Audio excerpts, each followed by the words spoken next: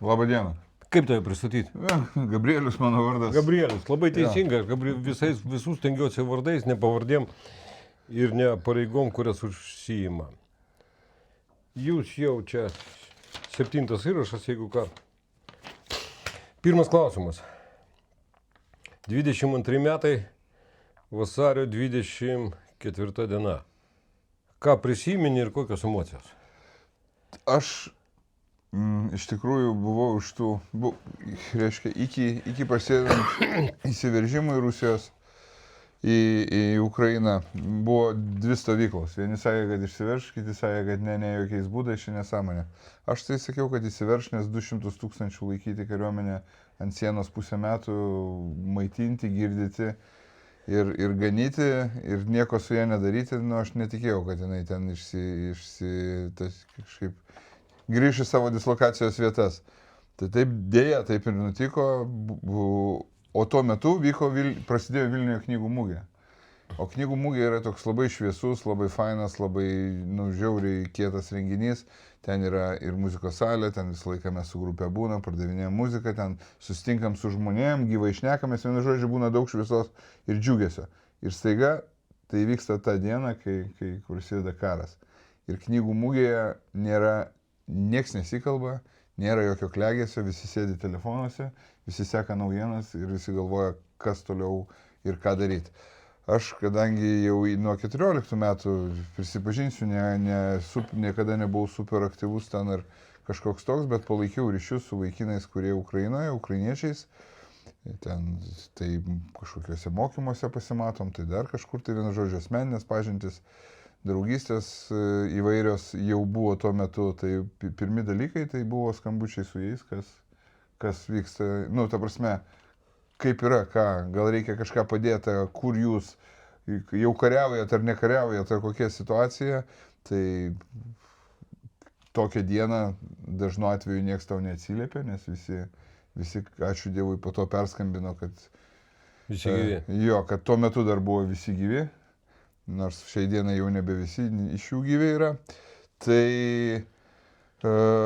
ir kad reiškia, sako, ar galiu padėti? Sakau, okei, aš esu tik tai žmogus, ne organizacija, ne valstybė ar kas nors, bet be abejo viską, ką galiu padaryti, tai čia toliau.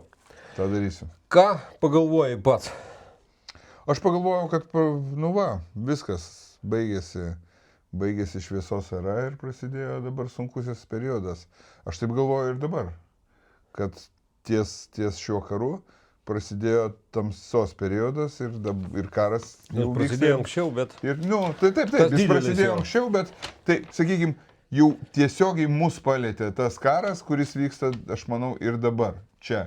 Ir dabar, ir mūsųse irgi, tik tai kitokiomis formomis. Tik žmonės to nelabai nori priimti dar. Žmonės visą laiką nori tikėti geriausiu. Jo, aš irgi noriu tikėti geriausiam. Gerai, tu man beveik antrą klausimą kaip ir atsakėjai, ką pradėjai daryti. Tai aš galiu tiksliai pasakyti, jeigu reikia. Ne, nereikia tiksliai, čia daugiau atsiminimas ir emocija. Tai tai viskas labai paprasta. Mano ten ta hebrytė varė kariauti visą ir sako, žiūrėk, labiausiai, ko mums reikia naktinių iš to, ką tu gali daryti. Aš tokią net istorijėlę turiu, jeigu šitos istorijėlės reikalingos. Važiuojam. Jo, jeigu trumpai važiuojam. Tai neilgai reiškia. Aš vežiau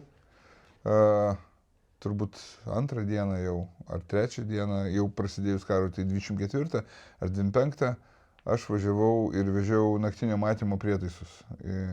Netgi juokėmės su draugais, nes mes su savo vienetu, savo šaulių vienetu, 2 metus taupėm, kad nusipirkti vieną načnyką, o aš vežiau gal 38 ar kiek načnykus pačius kečiausius, šiaip noriu, čia nevardinsim vardų, bet tikrai noriu padėkoti tiem verslo žmonėm, kurie aš tik neįpirkčiau tokių dalykų, kurie suorganizavo. O kodėl nepadėkoti?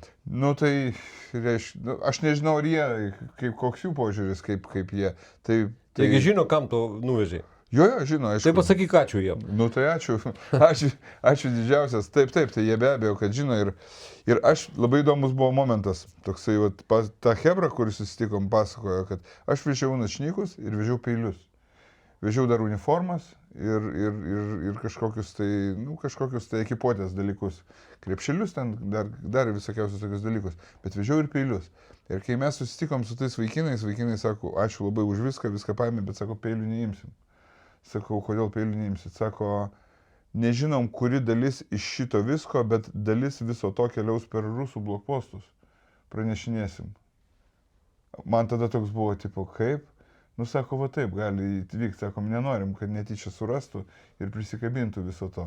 Okei, sakau, viskas gerai, bet sakau, aš tada peilius palieku čia. Jeigu reikės, pasiimsit. Jo, jeigu reikės, pasiimsit. Ir tada jie padėkojo, viskas. Ir tai buvo pirmas, o kas įdomiausia, kad kokie buvo, dabar visi skaičiuoja, ten pinigai, kuras, dar kažkas, tai jau atsirado tas. Tadagi nieks neskaičiavo, nei kiek kainuoja, nei kaip atrodo. Aš grįžau iš tos kelionės ir sekančią dieną išvažiavom, kad 4 šalmus nuvežt. Tik tai 4 šalmus. Nes Hebra sako, mes neturim šalmų, gal gali padėti. Tai nupirkau, reiškia, irgi čia Hebra susimetėm, nupirkom 4 šalmus. Ir važiavom ten tuos 3000 ar 4000 kilometrų, kad nuvežt 4 šalmus. Ne, mažiau. Nu, ten ir atgal. Ne, ten ir atgal. Jo, tai ne į priekį, jo, ten ir atgal, jo. Bet tas toksai, suvažinėt greit ir tu turi greitai tą padaryti, nes supranti, kad čia ne lenktyninius šalmus ar nesumocu pasivažinėti, žmonės į mūšį eina, jiem reikia dabar, vakar reikėjo jau šito visko. Nu tai va, tai tokie buvo pirmieji buvo nuotykiai tokie susiję su... Tai klausimu, kaip sugalvojai tapti savanoriu, aš net neuždavinėsiu volontiorų, nes tu jau, kaip tau nereikėjo galvoti, tu supratai, kad tai yra tai, ko nedaro kiti, padarai tu. Jo. Taip. O dabar atsakyk tą klausimą, aš vienam užduodu vienaip, o kitiem užduodu kitaip, tai aš tau užduosiu kitaip.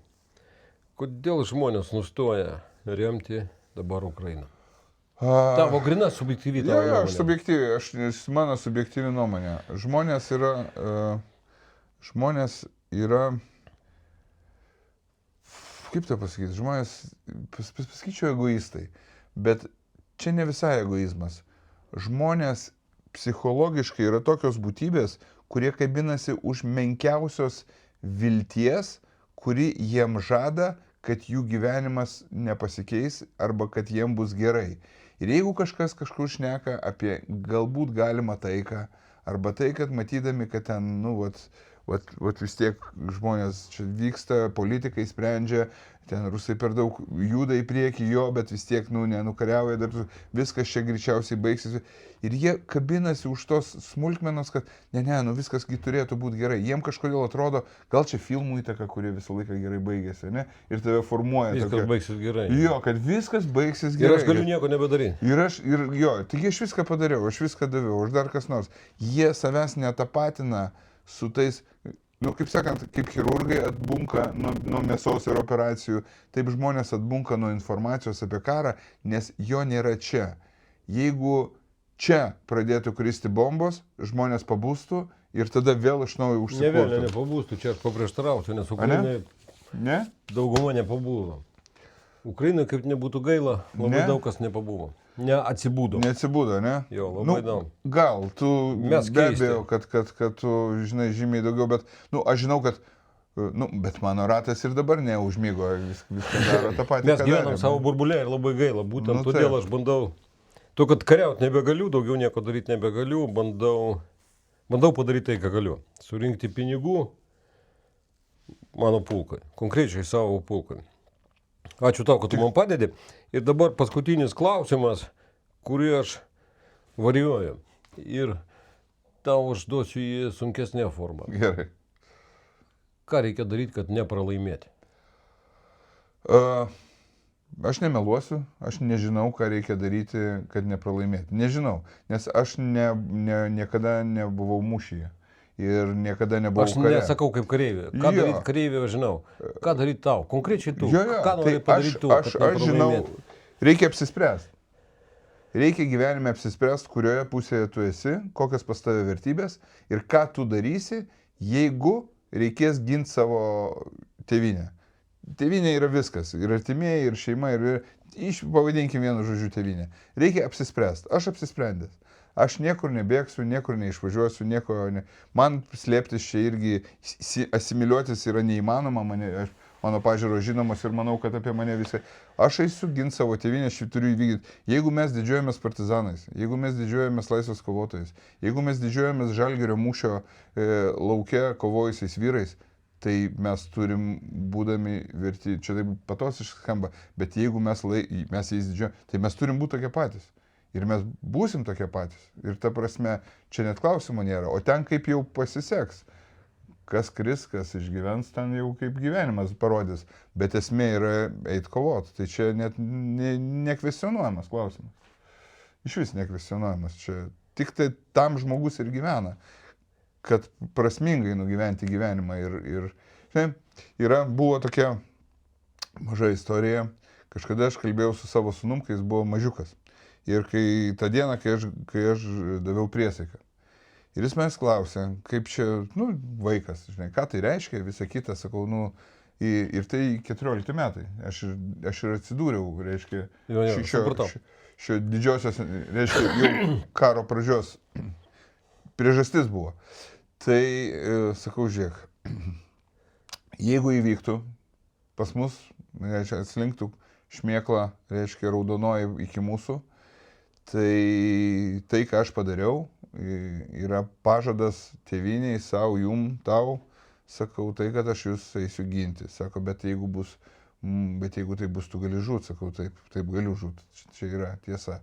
Sako, man taip netinka, sakau, matai, o kaip tau turėtų tikti, kad kažkieno tėtis gali žūt, o aš suprantu, sakau, tai yra meilė, tai yra artumas, tai yra visą laiką savus saugo, man, sakau, irgi tu pats svarbiausias esi sūnus pasaulyje. Tai, sakau, bet matai kaip yra, mes galim pasitraukti. Sakau, galbūt būtų toks šansas, ne, sėstume, šoktume visi, išvažiuotume, gyventume Naujoje Zelandijoje, Australijoje, nesvarbu, kažkur kitam pasaulio gale. Ir tu mane mylėtum, aš tave mylėčiau, bet tu visada širdyje žinotum, kad tavo tėvas bailys. Tu visada žinotum, kad tavo tėvas sulaužė priesaiką. Tu visada ir galbūt aš negaliu garantuoti, koks tu užauksi ir kuo tu tapsi ir kaip nuves gyvenimo keliai tave, bet jeigu kažkas ir išmokys tavęs tokių negerų dalykų, tai nenori būti aš. Ne aš norėčiau būti tas žmogus. Tai, jis buvo mažas sūnus. Ir aš manau, kad jisai suprato. Jo, jisai suprato, nes šią vasarą irgi davė priesaiką, nieko net nepasakęs. Reiškia... Kiek metų dabar? Dabar 20. Jo, tai jisai... Tu užauginai, vadinasi, gerą vyrą. Aš irgi taip manau. Ir jisai pasakė irgi, kad jisai, bus kartu, jeigu reikia. Aš irgi žinau, kad būsiu ne vienas. Jo, mes kaip minimum jau 3. Pas mane daugiau. Aš juokauju, aišku juokauju, bet taip. Tai va taip. Gerai, ačiū tau. Nėra už ką, ačiū tau iš tikrųjų. Mano anūko vardas Gabrielius. Nebūna turbūt tokių sutapimų. Ačiū. Ačiū labai. Visiems linkėjimai.